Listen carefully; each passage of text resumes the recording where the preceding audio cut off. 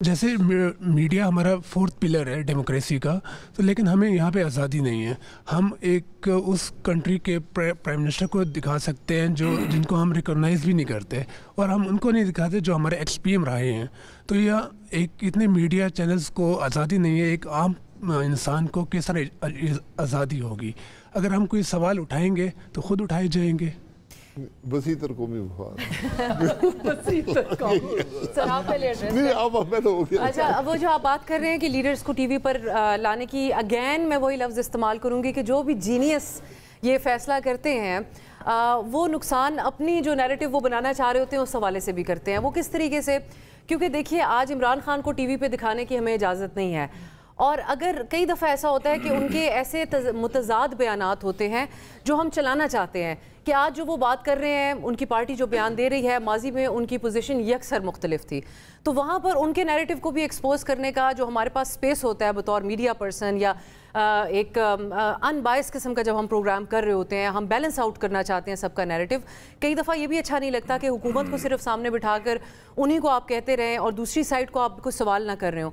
सो उन्होंने इस narrative building के चक्कर में हम पाबंदी लगा देते हैं। पहले नवाज शरीफ साहब पे लगाई गई, जरदारी साहब का रिकॉर्डेड इंटरव्यू उस दौर में रुकवा दिया गया, और आज जो है वो तो हदें पार कर दी गई हैं। मैं समझता हूँ थोड़ा सा सवाल करने की जो स्पेस है वो मौजूद है, ऐसी बात नहीं है। जी, आप क्या कह रहे हैं? मेरा जो ताल्लुक़ है वो बेसिकली पाकिस्तान के उस इलाके से जो तकरीबन जनरल मुशर्रफ के दौर से दहशतगर्दी का शिकार रहा है। कहाँ से ताल्लुक़ है आपका? डेरा इस्माइल खान। अच्छा अच्छा।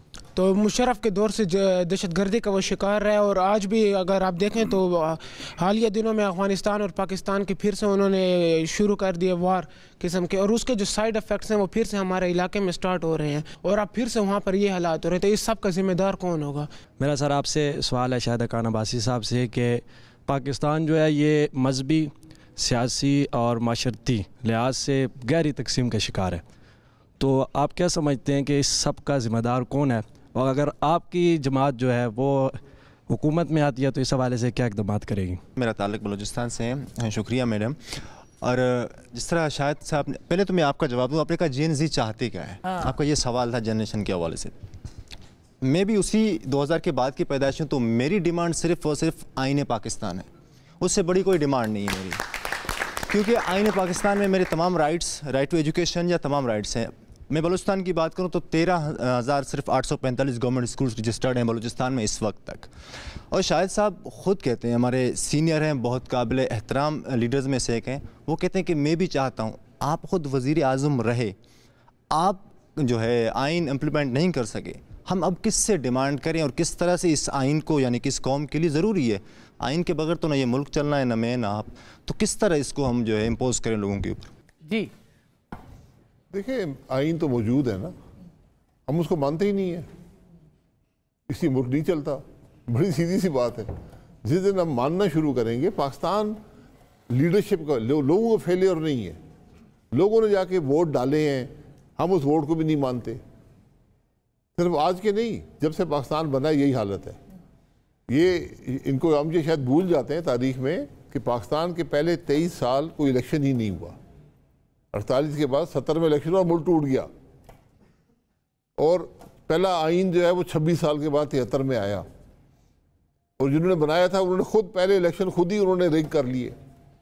वो हमारी हकायक बड़े तल्ख हैं। तो जब तक हम आइन को नहीं मानेंगे मुल्क नहीं चलेगा।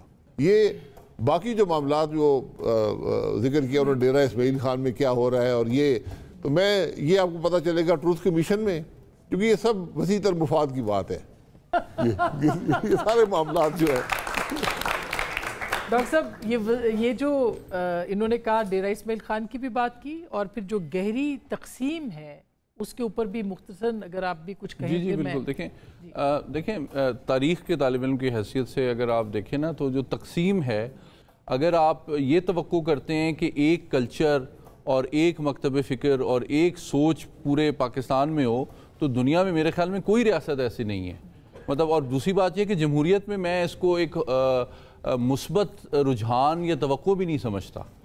इसमें ज़्यादा इस्तेहकाम और तरक्की और खुशहाली के इम्कानात किसी रियासत या माशरे में मौजूद होते हैं जिसमें डाइवर्सिटी को टॉलरेट और रिस्पेक्ट किया जाए, और सबको मौके इक्वल दिए जाएं। दूसरी बात DI खान की आपने बात की, मुझे आपसे हमदर्दी है एक पाकिस्तानी के तौर पे कि वो तमाम पाकिस्तानी जो कि इंस्टेबिलिटी की वजह से या दहशतगर्दी की वजह से या वायलेंस की वजह से मुतासर हो रहे हैं, और डेफिनेटली लेकिन इसमें सिर्फ पाकिस्तान का कमाल या कसूर नहीं है, चाहे वो फ़ौज हो या आपकी सिविल एडमिनिस्ट्रेशन हो, हमारे हमसाया के कुछ मामलात हैं, कुछ जियो पॉलिटिक्स हैं।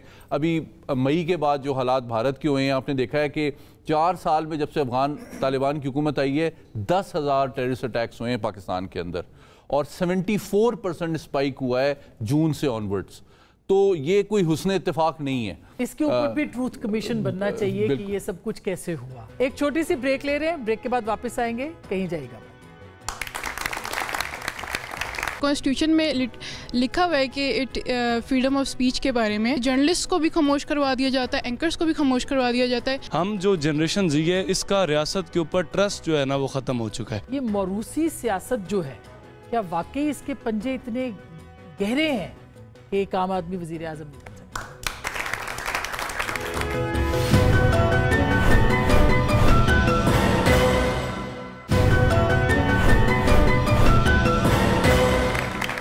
वेलकम बैक नाज़रीन, एक बार फिर आपको खुश आमदीद कहते हैं और हमारे साथ हमारे नौजवान मौजूद हैं। आपके पास मैं आ रही हूँ, मगर एक सवाल मैंने पूछना है। अब आपसे भी पूछ सकती हूँ और अब दोनों से है, बल्कि क्यों एक आम आदमी वज़ीर आज़म नहीं बन सकता? ये बलूचिस्तान का एक आम लड़का वज़ीर आज़म नहीं बन सकता?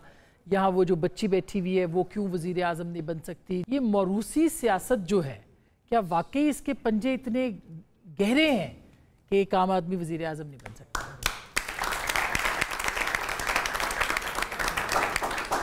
देखिए, आम आदमी होना क्वालिफिकेशन नहीं होती, आपके पास सलाहियत भी होनी चाहिए ना।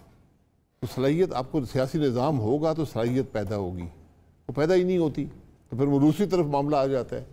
तो अब अगर सियासी निज़ाम ही जब नहीं चलता, जब वोटों के फैसले मुल्क के फैसले वोट से नहीं होते, कहीं और होते, फिर मुल्क नहीं चलेगा, फिर अब आम आदमी को मौका नहीं मिलेगा। अच्छा, आप जल्दी से पूछ ले।